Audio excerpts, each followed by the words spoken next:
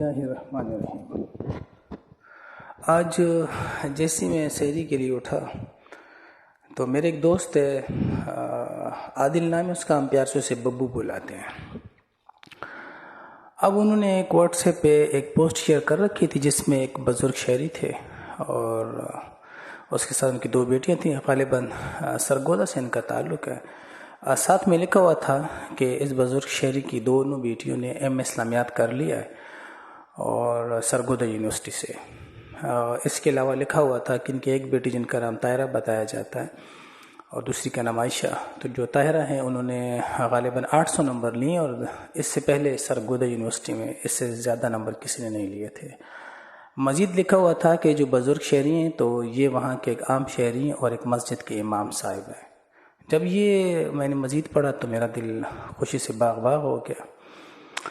تو سحری کے وقت جلدی سے میں فیس بک کی طرف گیا کیونکہ ایک سوشل یوٹیلیٹی ہے، اس طرح کی نیوز وہاں پر بہت زیادہ گردش کر رہی ہوتی ہیں۔ تو میں نے دیکھا تو نیوز میں ایسا کچھ بھی نہیں تھا، ویڈیوز میں بھی ایسا کچھ نہیں تھا۔ اسکرول کرتا گیا، خیر بہرحال تو اسکرول کرتے کرتے میری نظر ایک نیوز پہ پڑی جس میں لکھا ہوا تھا کہ صدارتی انتخاب میں تمغہ امتیاز سے نوازا گیا کچھ فنکاروں کو اور اداکاروں کو۔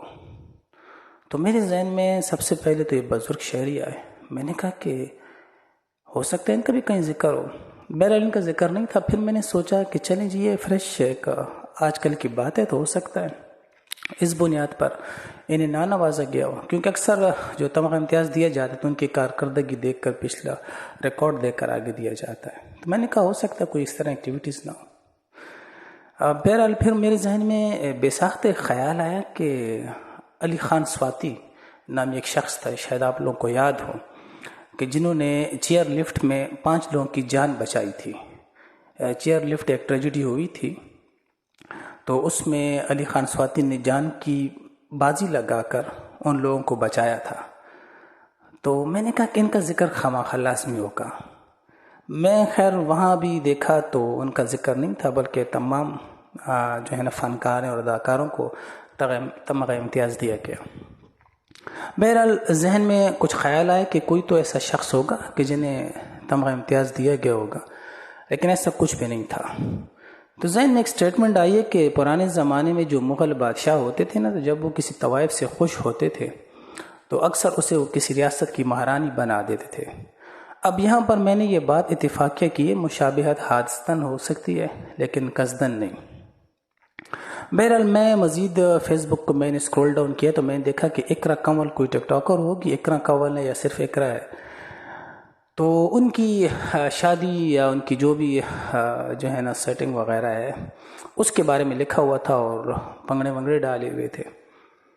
پھر میں نے مزید آگے اسکرول کیا تو کوئی بھی اس چیز مجھے فیس بک پہ نظر نہیں آئی کہ میں کہہ سکوں کہ یار یہاں سے انسان ایجوکیٹ ہو سکتا ہے۔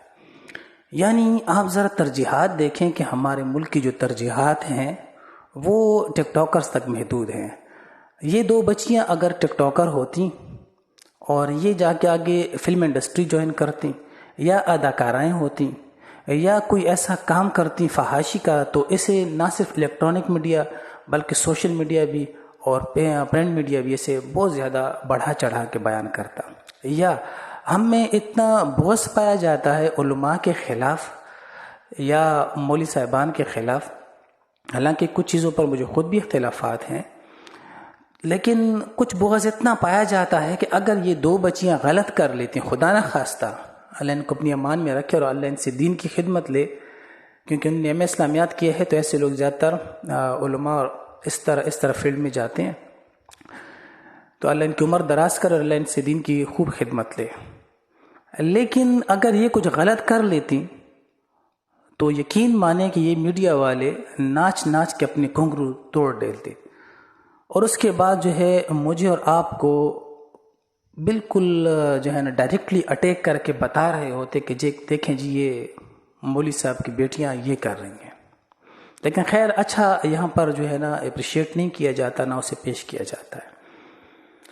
حالیہ دنوں میں پی ایس ایل میچز ہوئی ہیں، خیر میں تو ایک میچ بھی نہیں دیکھا، میرا رب گواہ اس بات کا، حالانکہ کرکٹ سے آج کل کس کو شوق نہیں ہے، خاص کر پھر ایشیا کنٹری سے انسان کا تعلق ہو تو کرکٹ کا جو بخار ہوتا ہے وہ خواہ مخواہ بڑھ چڑھ کے بولتا ہے۔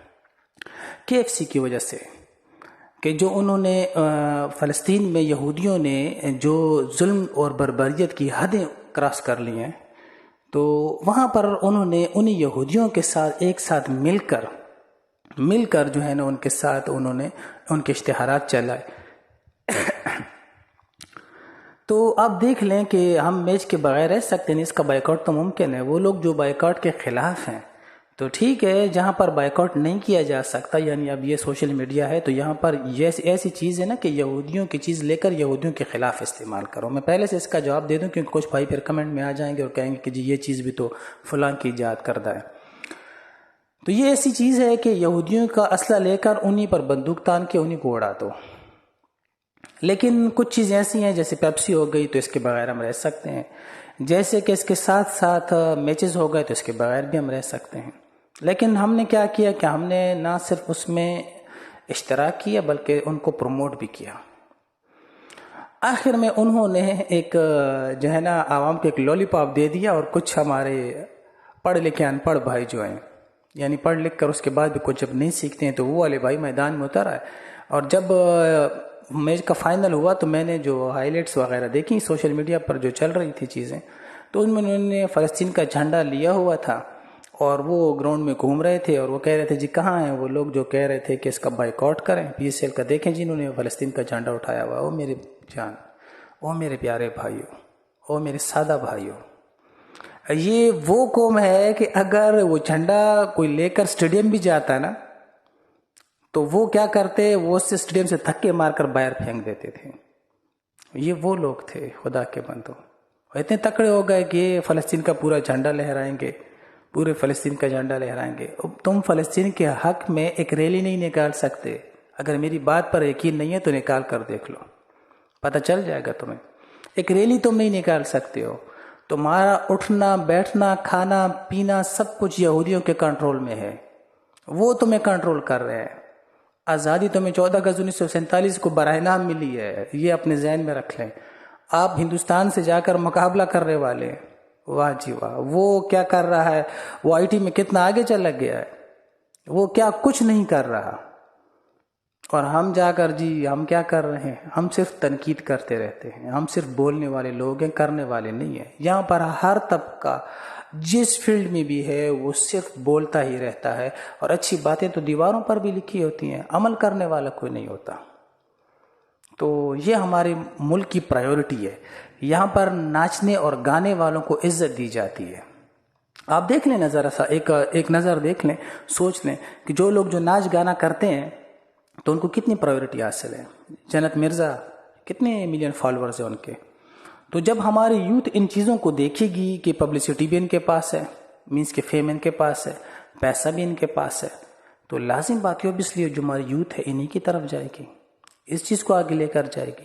اور آپ کو پتہ یہ چیزیں ہم خود ہی پروموٹ کر رہے ہیں سوشل میڈیا کے ذریعے، یہ چیزیں ہم خود ہی آگے لے کر جا رہے ہیں سوشل میڈیا کے ذریعے، کیونکہ ان چیزوں پر تو کوئی کنٹرول نہیں ہو سکتا جب تک آپ خود اپنے دماغ پر اپنے اعصاب پر خود کنٹرول نہیں کریں گے۔